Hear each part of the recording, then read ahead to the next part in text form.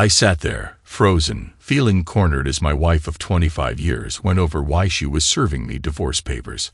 I could hardly keep up with her words. They seemed to blur together. Noticing my distraction, she asked if I was actually listening. I apologized, admitting I'd zoned out for a moment. She repeated the terms, clear and non-negotiable, stressing that I would keep the house, the cars, and every cent in our joint accounts. She urged me to sign, assuring me that everything would be finalized in 3 months. Speechless, I thought back on our life together. Riley and I had been side by side since high school, raising our twin daughters, Alice and Rachel, who eventually left for Columbia University. We built a snug home in an Alabama suburb, drove matching Subarus, and Riley always had her own credit cards and phone. I never denied her anything. I was faithful, always treating her with respect, and she'd never expressed any unhappiness. This came out of nowhere. Maybe that was the problem. Maybe I'd taken things for granted. I understand how divorce works, Riley, I managed to say, but can you at least tell me why? It's probably too late to change things, but I need to understand. Riley slouched into one of the kitchen chairs, clearly not eager to hash it out, hoping I'd just sign and let it be. Come on, Riley. Give me something. What did I do? You didn't do anything, Brandon. You were perfect. Sometimes I'd almost wished you'd slip up, so I'd have a reason to go. But you never did. You were a great father. You worked hard to get the girls through college, and you always provided what I wanted. You gave me a nice home. Even my parents adored you. Don't think this is your fault, because it's not. Riley looked like she hadn't aged a day over 45, her skin smooth, her light brown hair styled, and gleaming in the afternoon light. She jogged regularly, keeping herself toned and tan.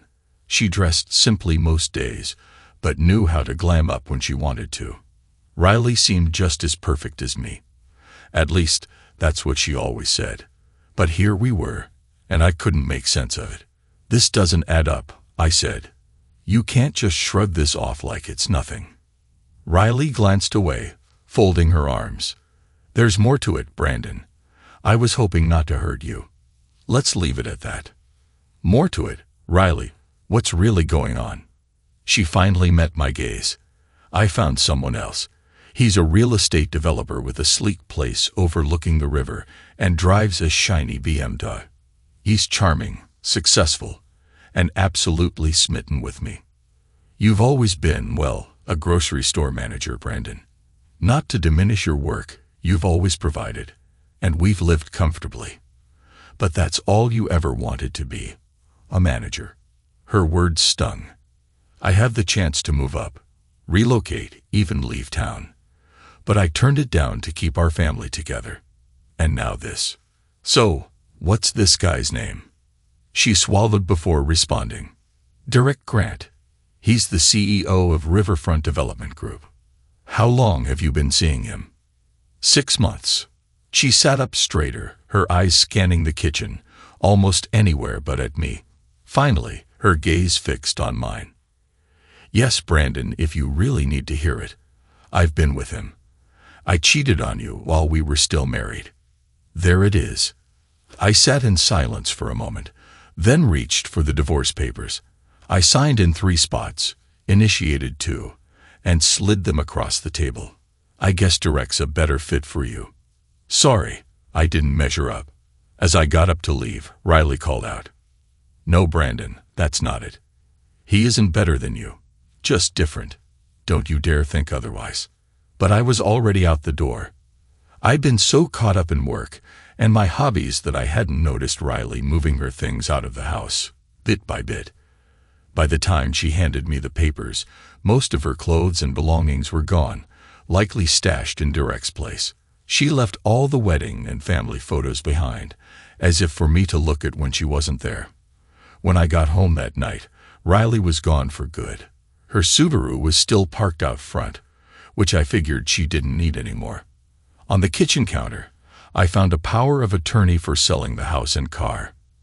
I spent that night finishing off the last of the beer in the fridge, realizing this was the end. And honestly, I didn't want to turn back. Riley was out of my life. And that was that. The next morning, I called into work and took a 3-month vacation. I'd put it off for years, so they had no problem letting me go. Between vacation days and sick leave, I was covered. I reached out to our daughters at school, gave them a brief explanation that Riley and I were separating, but I didn't get into the details. They wanted to reach out to her, but I no longer had her new number. With a clear 3 months ahead to sort my thoughts and next steps, I cut off my landline, changed my cell number, and canceled Riley's line as well. I had her Subaru appraised, and it wasn't worth much, but I'd deal with that later. Then I contacted Max, an old friend from high school who was now a real estate agent. He agreed to help sell the house quickly at a fair price. I canceled all joint credit cards, opened new bank accounts, and cashed in some life insurance policies. It was time to set things straight. I gathered anything in the house that belonged to Riley, filling 3 trash bags with her stuff. I boxed up the girls' things and stored them neatly in the closet. For 3 hours, I went through family photos, saving pictures of the girls for them, but tossing all the ones of Riley. Maybe it was a little petty, but I didn't care. The main issue left was figuring out what to do after those 3 months. Would I stay here or move on? Would I keep working or try something new? I had 2 hobbies that kept me sane. I collected coins, especially Indian head pennies, buying and selling them on eBay. My other passion was geocaching. It got me outdoors, gave me some exercise. Riley had never liked it. Ticks, poison ivy, and walking weren't her idea of fun.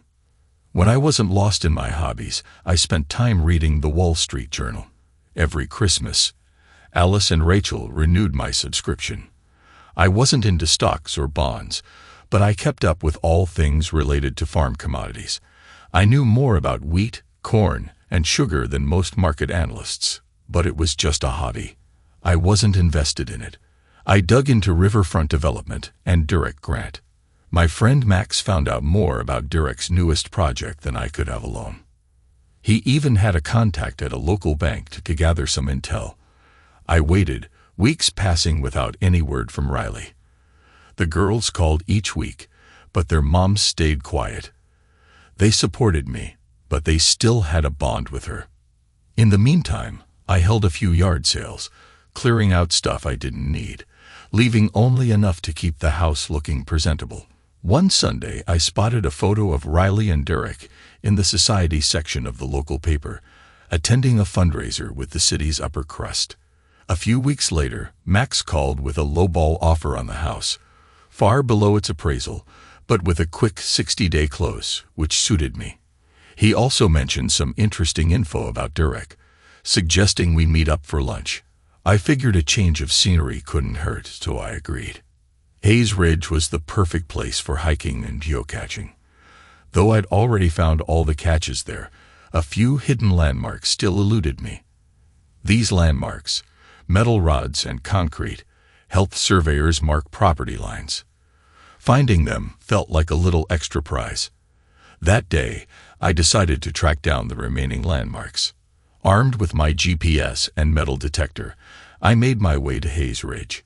The area, covering nearly 2,000 acres, was mostly under the management of the Alamance Land Trust, which relied on donations to preserve the landscape from expanding urban sprawl.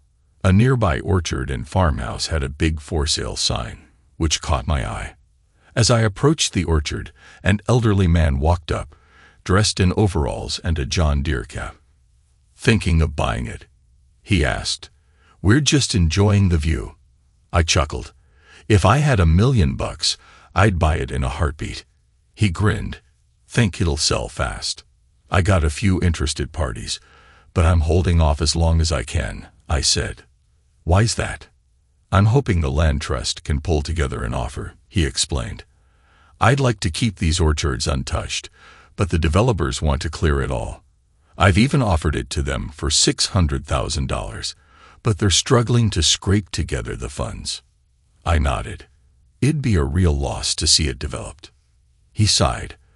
"Those developers have been circling like vultures. One's got an option, A guy named Derek Grant. He's put down $100,000. But if he can't buy the land later, he'll lose it.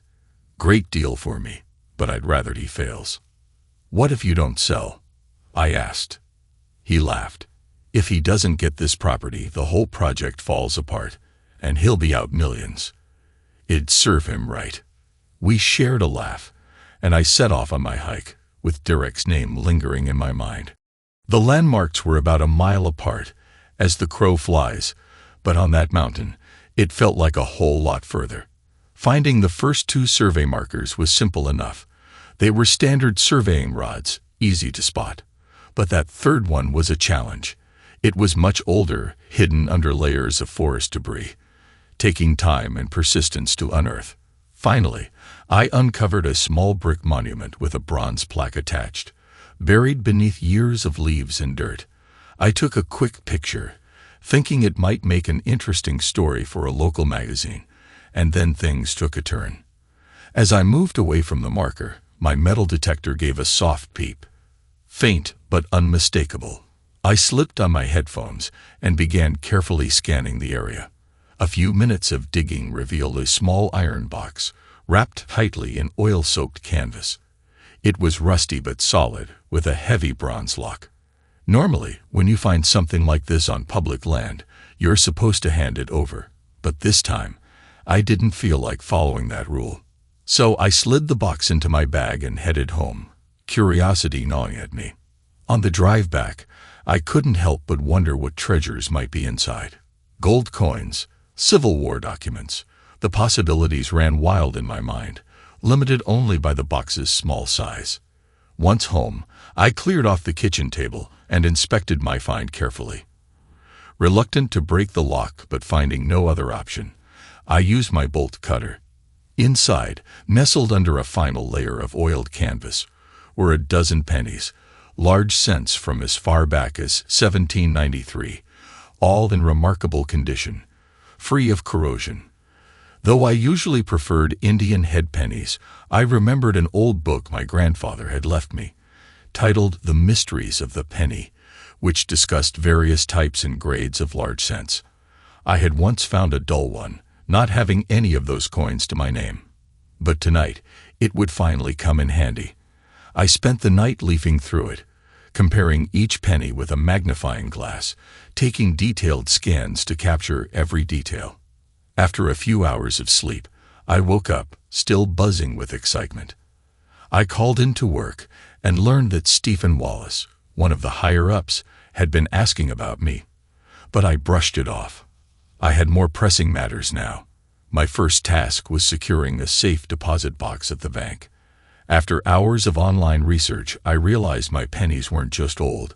They were rare, with values running into the millions, thanks to their condition and specific stamps.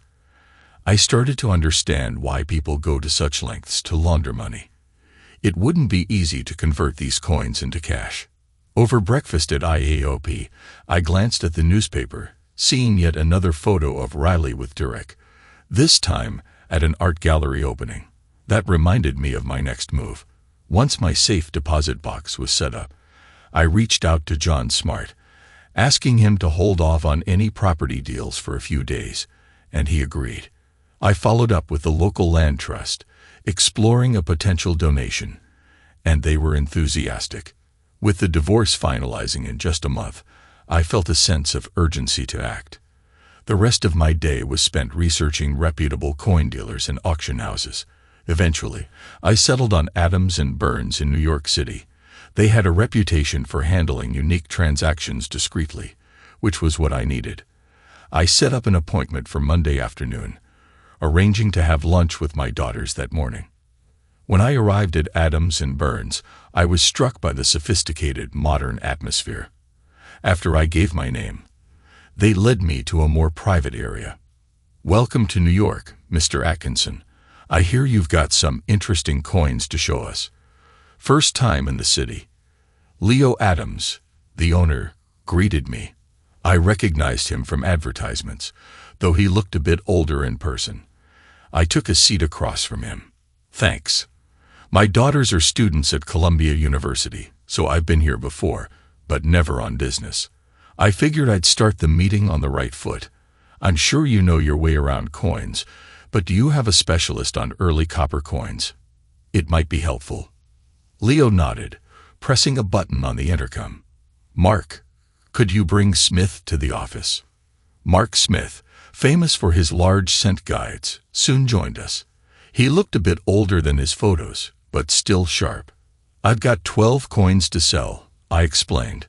I'd like to sell 4 today and keep one as a placeholder. The rest, we'll see. If things go smoothly, I'll offer the others later. 6 of these could easily qualify for census-level grading, but I'd leave that to your expert. Where did these coins come from? Leo asked.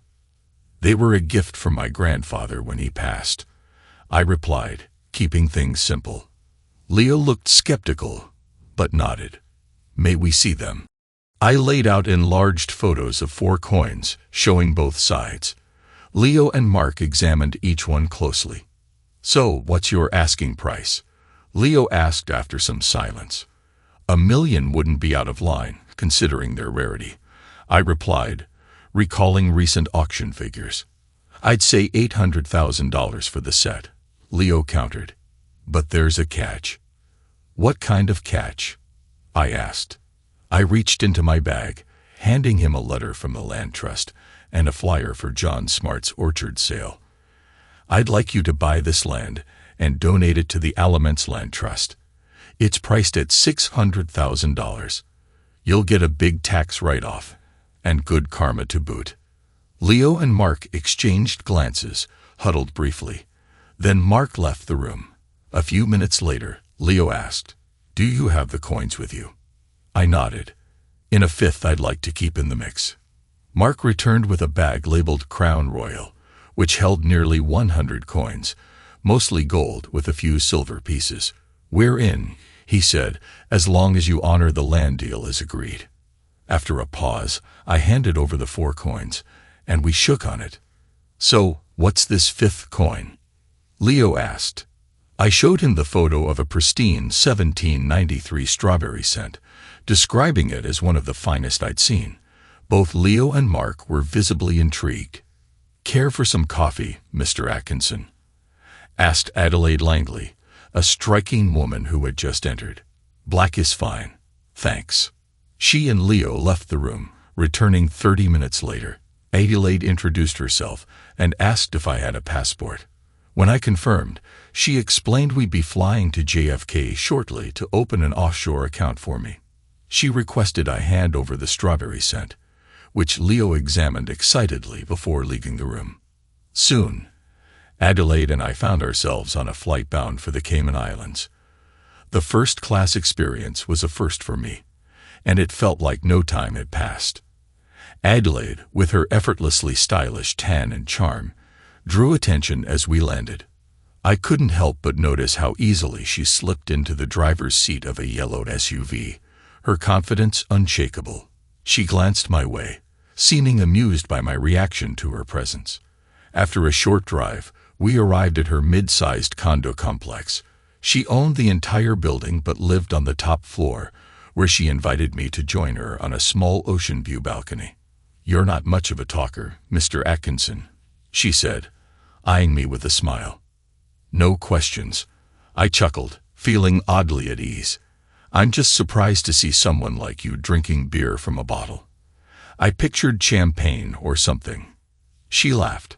I suppose you're wondering why we had to come all the way here to set up an account. Something like that, I replied. It's simple, she explained. It's secure, and it'll serve you well. We moved back inside, away from the breeze, and I couldn't help but feel a sense of camaraderie with her. You know, Mr. Atkinson, I brought you here to just be myself for a few days. Her sudden comment caught me off guard, but we both laughed. Trust me, I replied, teasing an old man won't do you much good. Let's go get some fresh lobsters for dinner, she said, grinning as she opened the door. The restaurant was outstanding, though the wine didn't sit well with me. She noticed my reaction. Not a wine person. Just a bad memory of cheap white wine from when I was young, I explained. Later, as we shared key lime pie and coffee, she grew curious. "Tell me about yourself, Mr. Atkinson. Married? Kids?" I laughed. "Well, I have 2 daughters studying at Columbia University. They're both into something with international banking. I just pay the bills." I shrugged, feeling slightly self-conscious. "Interesting," she replied thoughtfully. "I actually hold a master's from Columbia University and lecture there every so often. I think I might have met both of your daughters." "Oh, did you see them today?" I asked. "We had lunch together," she replied. "She's not too happy when I make them skip class," I said with a grin. "You must have married young if you've got 2 daughters in college," she noted. "Guess that does sound a bit like a line out of a movie," I laughed. Sitting there with this striking Mediterranean woman, I felt like I could talk with her for hours. "As for me," I said after a pause, "I'm separated right now." Strange to even say it out loud. I admitted, the words still tasting unfamiliar. My wife left me for some flashy businessman, likely building malls or corporate parks from the look of his apartment and car. She's moving on, and the divorce will be final in about 4 weeks. "That's a flimsy reason to break up a good marriage," she said, her tone carrying a hint of sympathy. "I thought so too," I sighed. "For years, I thought we were happy. But she never quite accepted my career choice, even though I tried to go further for her sake. I had opportunities to advance, but when push came to shove, I stayed put for the family's sake. And now, well, here I am." I shifted the conversation to, "What about you?" I asked, turning the focus back toward her. There was a short pause. It's not every day you confess to a beautiful, successful woman that you manage a grocery store. She must have sensed my hesitation. "It's no big deal," she reassured, noticing my discomfort. "We can talk about that later." "No, really, it's fine. I'm not embarrassed by my work," I replied. Managing a grocery store doesn't sound glamorous, though. My daughters don't mind, but my wife often found ways to leave that detail out in conversations. She looked at me thoughtfully. "Do you find satisfaction in it?" she asked, as a server brought fresh coffee and cleared our plates. "I do, actually. I've gotten pretty good at it over the years," I said with quiet pride. "Mr. Atkinson, I know we just met, but first impressions are often worth something. So, what's your impression of me?" she asked. Her question put me in a bit of a bind. If I spoke my honest thoughts, I risked putting her off. But if I tried to flatter her, she'd see right through it. "Well," I began, choosing my words carefully, "I'd say you're intelligent, confident, and beautiful. Educated, too." She smirked, tilting her head slightly and looking up at me from under her lashes. "Was hoping for something honest," she confessed. "Apologies if that wasn't enough." "I just didn't want to ruin a nice evening," I replied. "Do you really hold such a low opinion of me?" she asked, her tone turning serious. "Maybe that's why your wife left. If you hadn't always tried to keep her happy, your marriage might have been stronger." Her words stung, though I had to admit they weren't entirely without merit. "You know, you use your charm well. I'd even say you have a way of getting what you want and don't like being told no.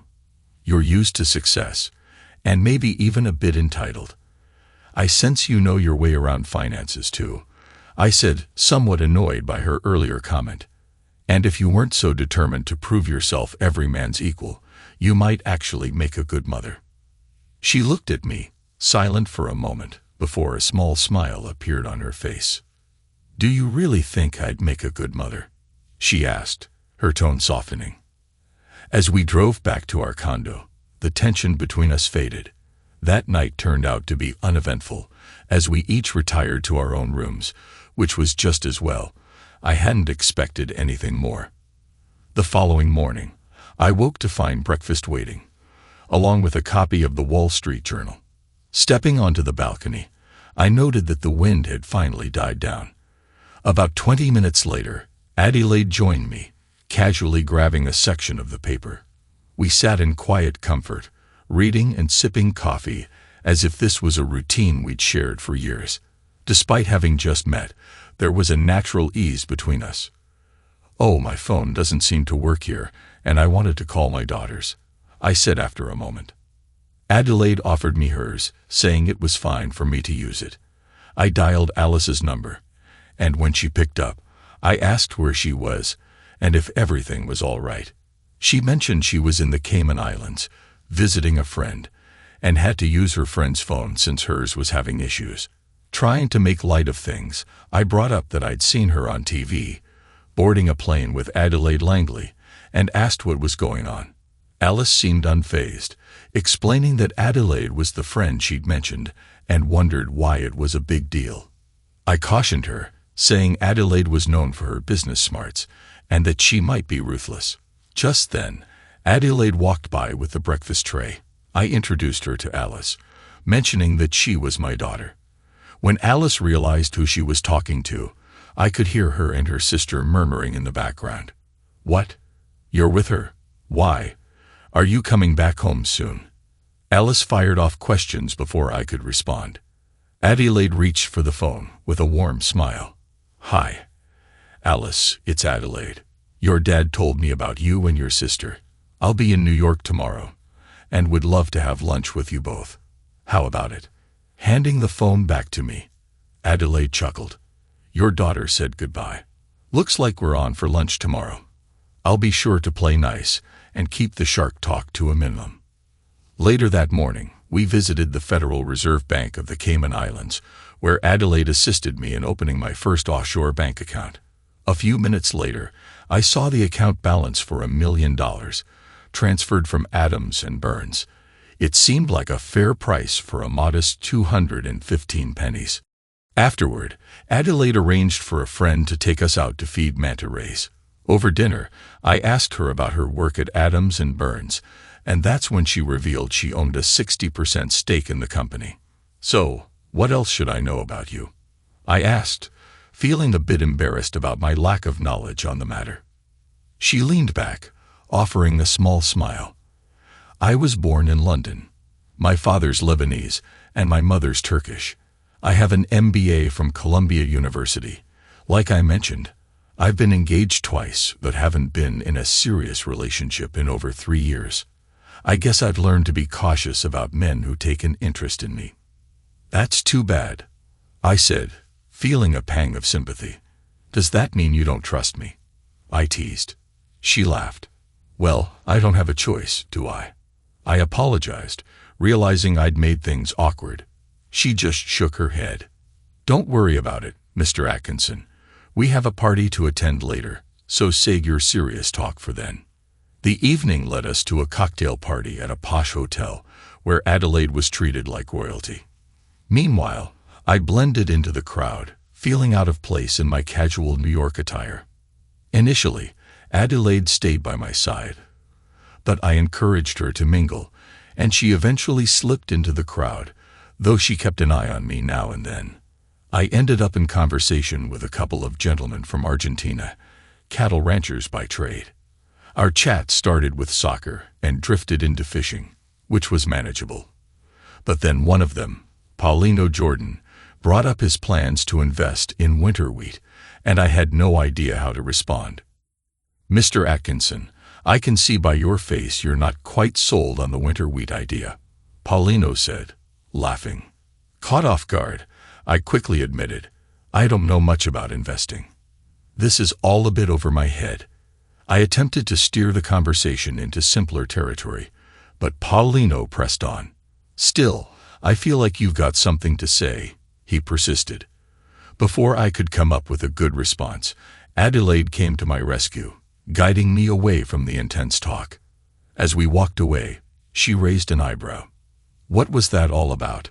"Oh, just some talk about food and groceries," I joked, grateful for her timely intervention.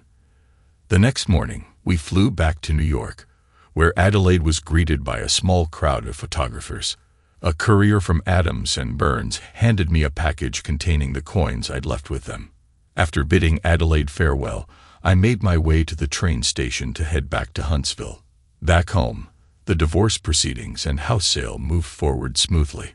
Stephen Wallace from the main office left me several messages, urging me to consider relocating to the New York headquarters. This time, I agreed.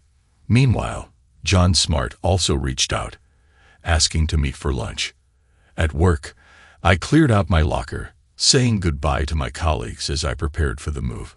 Scanning the newspaper, I noticed a picture of Derek and Riley at a local political barbecue, looking every bit like the perfect couple.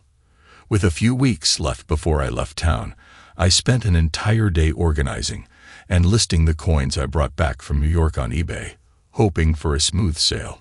All payments funneled directly into my PayPal account and then to my offshore bank. With the weekend free, I took a breather. My Friday lunch with John was productive. He seemed glad Derek was involved in the property deal, but wasn't too pleased that I didn't profit more from it. As we wrapped up, he surprised me by handing me the deeds to 5 acres on the outskirts of town, a reward of sorts for my goodwill. Shortly after saying goodbye to John, my phone buzzed. Alice and Rachel were landing in Nashville in a couple of hours, so I had time to get there. They'd chosen Nashville over Huntsville to save on airfare. Meeting them at the airport, Alice couldn't wait to share her latest adventure. The lecture hall was packed with over 300 students for an advanced corporate finance class. Partway through, the professor paused and introduced Adelaide to the room. She came in confidently, and after a 10-minute talk, invited a couple of students to lunch at the Western Hotel. We were stunned when she called out our names in front of everyone. "So, what did you two think of her?" I asked as we headed down the road. "She's incredible, Dad. How on earth did you end up meeting someone like her?" Alice exclaimed, still awestruck. "Well, she mentioned she needed a personal assistant, and I just happened to fit the job description," I joked, earning a disapproving nudge from Rachel. "Dad, that's not funny. Be serious," she scolded. All right, I said, steering the conversation back. "So, what did you guys chat about over lunch?" "She was interested in our classes and coursework," Rachel replied with a chuckle. "And she kept asking about you, Dad. It was like she's interested in more than just a friendship with you," Alice added with a sly grin. "But why you, Dad?" Rachel wondered, furrowing her brows. "I mean, from where we stand, you're a great guy, but Adelaide Langley could probably have her pick of anyone she wants." "Exactly. I mean, you're our dad, but even Mom didn't always seem to understand you all that well," Alice added, her tone shifting to something more thoughtful. The air grew thick after Alice's words, and I regretted anything that might have cast their mother in a negative light. I hadn't meant to put them in a tough spot, or to stir anything up. "Hey, your mom's a wonderful person, and I shouldn't have implied otherwise," I apologized. "Don't worry, Dad. We get it," Alice assured me with a soft smile, helping to ease the tension. We rode along in silence for a bit, until Rachel's phone suddenly rang as we crossed into Alabama. "Hey, yeah, we got here about an hour ago. That's amazing news. I'll let him know. Thanks for calling. Bye." Rachel ended the call with a big grin, exchanging a quick thumbs up with Alice. "What's that about?" I asked, curious. Rachel leaned forward. "Guess what, Dad? Adelaide's coming to Huntsville on Tuesday. She wants you to cover her stay. And she's expecting breakfast in bed," she announced, her eyes gleaming with mischief. The news was flattering, but it also came with a healthy dose of pressure. Between Adelaide and now my daughters, I felt like I had a lot riding on this. The weekend with the girls was nice and relaxed. They spent Saturday afternoon visiting their mom, but apparently Derek wasn't around. I asked them to keep Adelaide's visit a secret from their mom, and they promised to help keep things discreet. We went through the belongings they planned to leave behind, and by the time they were ready to leave, everything was sorted out. As I drove them back to Nashville, I made a small request. They made me swear to try and keep on Adelaide's good side. "Just don't get on her nerves, Dad," Alice teased, both of them laughing. They were happy about my move to New York, but I was still in the dark about why Adelaide had taken an interest in someone like me. I didn't even own a suit that was halfway stylish. Back at home, I settled down with a beer and the Sunday paper. No new photos of Riley and Derek, thankfully. But I did spot a short note about riverfront development running into some financing trouble. Winter wheat futures were in freefall, which sparked my curiosity. I called up Max, my old friend, and invited him over. Nothing fancy, a couple of cold ones, and some catching up was all I had in mind. We got to talking about Derek. It turned out he had a pretty checkered past, a wild back and forth between wealth and debt, with creditors and past friends often left hanging. His latest project was unraveling, and the folks backing him seemed to be backing away. I'll say, beer had never tasted so satisfying. Monday turned out better than I could have hoped. The coins I'd listed on auction fetched a price higher than I'd anticipated, with an appraised value of around $300,000. I hadn't expected much, maybe just enough to hit $200,000, but the sale had exceeded all expectations. It was strange how, just 3 months ago, the thought of all this would have felt like a nightmare. But now I found myself looking forward to the future. The buyers for the house had wrapped up their financing, and we were on track to close the deal. It struck me as amusing how easily Riley had moved in with Derek, leaving behind all the things we'd shared over the years. I wondered if she realized how shaky her new situation might be. That afternoon, I had a meeting with the buyers. They handed over a check for $200,000, which I promptly deposited into my offshore account. They were fine with me staying in the house for another week, which suited both sides well. The next morning, even before my first cup of coffee, I received a call from an unknown number. A voice on the line informed me that Ms. Langley would be landing at 10:44 a.m. on Delta Flight 724. I showed up 30 minutes early, feeling unexpectedly nervous. The local paparazzi must have caught wind of her arrival, as a small group of photographers was already outside the terminal. I tried to keep a low profile, parking in short-term parking, hoping to avoid all the fuss. But Adelaide, instead of waiting for me to meet her, chose to walk beside me, which only drew the photographers' attention. Naturally, they got a clear shot of my license plate, so there went our little secret. I wasn't used to this sort of attention, but Adelaide seemed entirely unfazed, even apologizing on my behalf. On the way home, I couldn't help but think back to her stepping off the plane. I'd had this sudden, ridiculous urge to kiss her, a silly thought for an old guy like me, no doubt. The house felt embarrassingly empty as we walked in. Over the past few months, I'd gotten rid of almost everything, leaving only the essentials that the new owners had agreed to keep. I tried apologizing for the sparse surroundings, but Adelaide found my embarrassment more amusing than anything. With nothing to eat in the house, we swung by Taco Bell for a quick bite, her choice, surprisingly. I promised her we'd have some of Dreamland's famous ribs for dinner later. It was refreshing to be around the woman who didn't shy away from a good meal. So, I have to ask, Adelaide, why are you here? I figured she'd be back to her routine by now, I said, a bit bewildered. With a little laugh, she explained that it was part business. She'd heard about my upcoming move to New York and offered her spare room for me to stay in while I got settled. She even arranged a moving truck to help with my things. When I asked how she knew about my plans, she just shrugged and said she had a knack for noticing details. Jokingly, I teased her about being in cahoots with my daughters, though I admitted I wasn't exactly hard to read. Her offer had caught me off guard, but it was generous, and I couldn't come up with a reason to say no. We started packing up the rest of my things. Surprisingly, Adelaide seemed perfectly comfortable here, sorting through the clutter with me, not at all the polished businesswoman I'd expected. As we worked, I still felt a bit self-conscious about the age gap between us. She had strong opinions on my wardrobe, hardly budging even when I'd begged her to go easy on my old clothes. She promised we'd go shopping for new attire once I got to New York. By the time we finished packing, we had more boxes than my car could handle, though not quite enough to fill a moving van. I set aside my laptop and a little inkjet printer to keep tabs on an eBay auction, figuring they'd come in handy during the transition. We were just about to sit down for dinner when a delivery van pulled up in front of the house.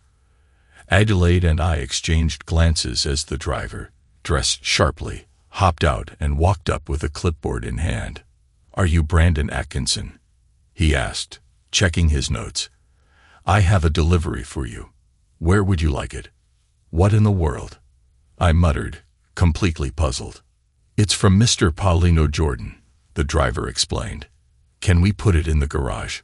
I pointed to the empty spot where Riley's old Subaru used to sit, and the driver nodded, heading off to unload.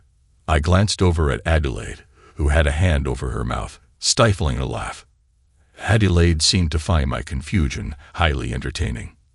About 5 minutes later, I found myself face to face with a sleek orange sports car parked beside my old Subaru. "What on earth is this?" I asked, feeling a strange mix of pride and shock.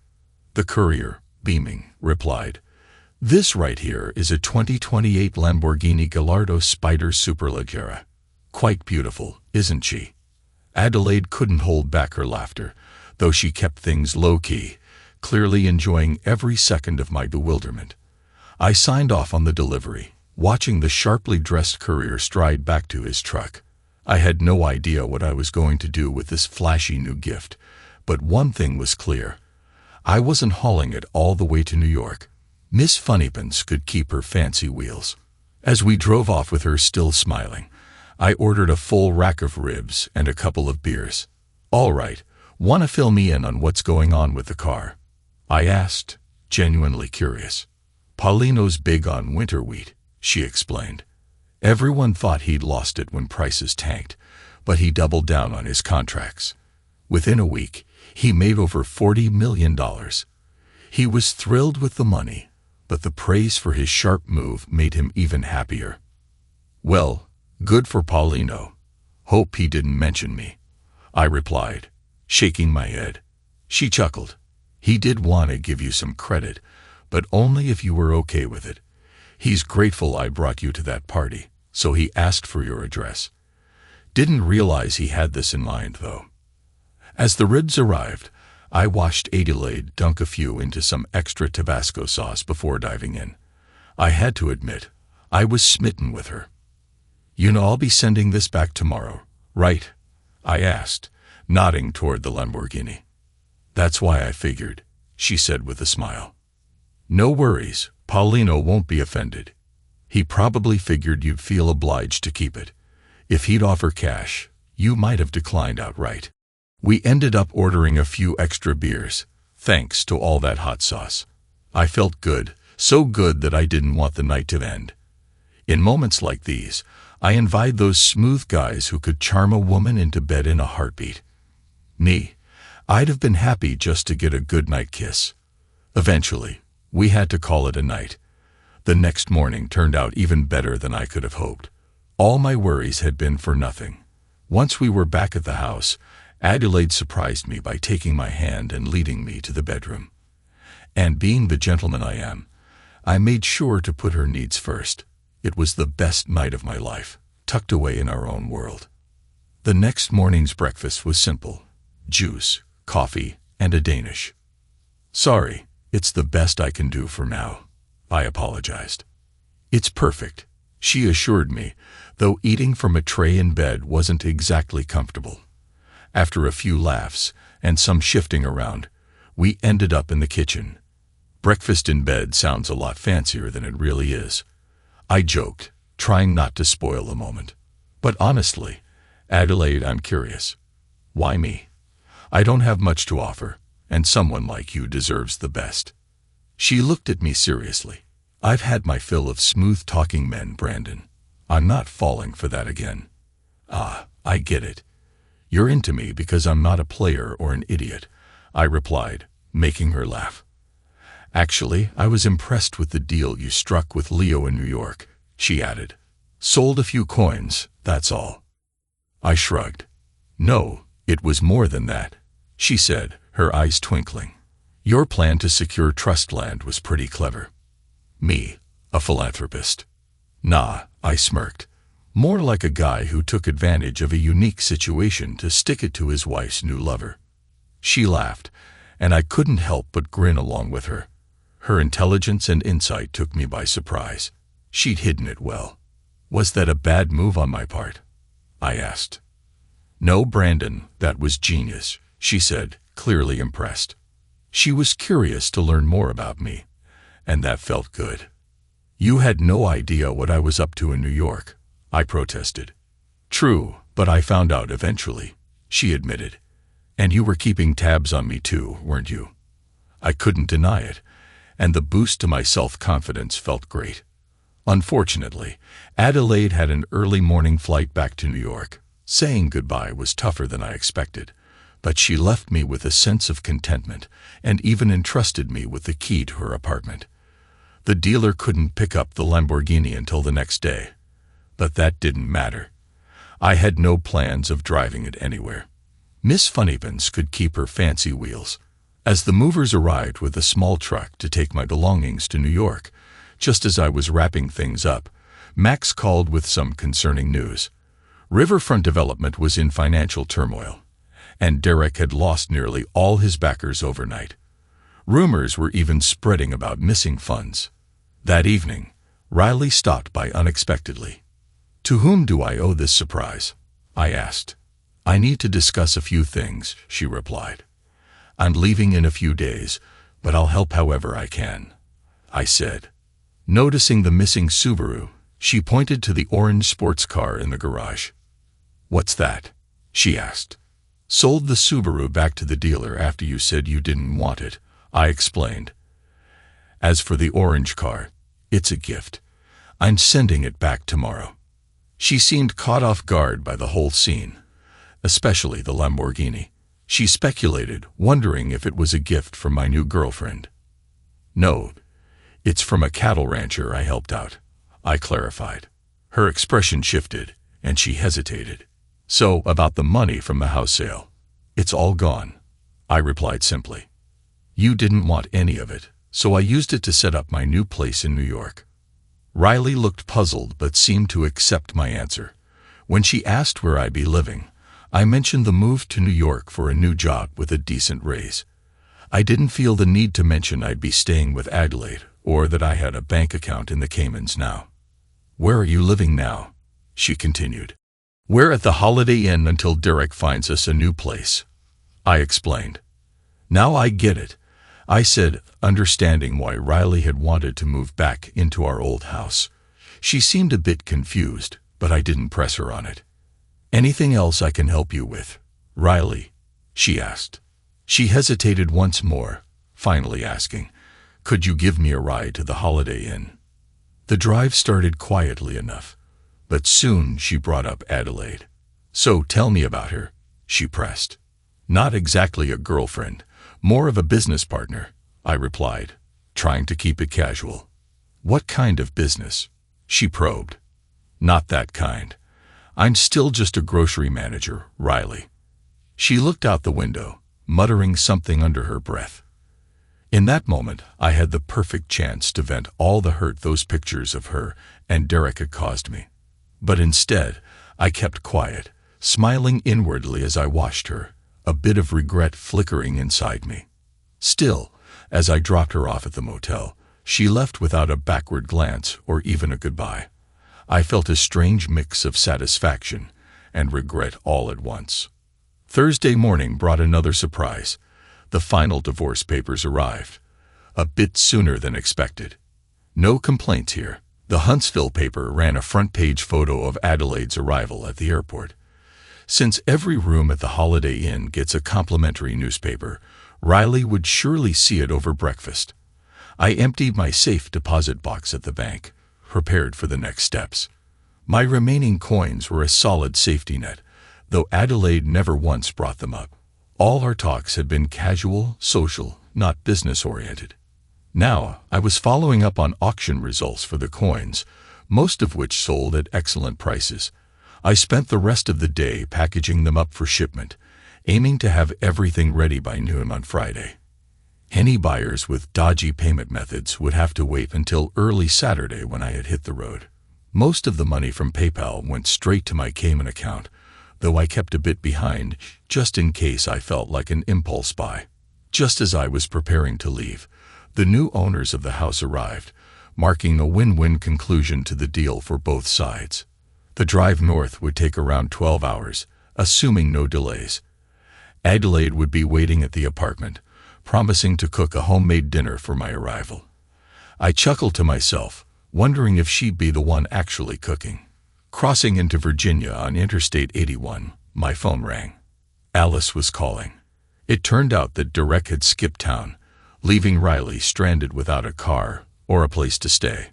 Thanks to everyone who took the time to listen to today's stories. If you enjoyed it, please consider liking and subscribing if you haven't already. Feel free to share your thoughts on the events in the comments below. Take care.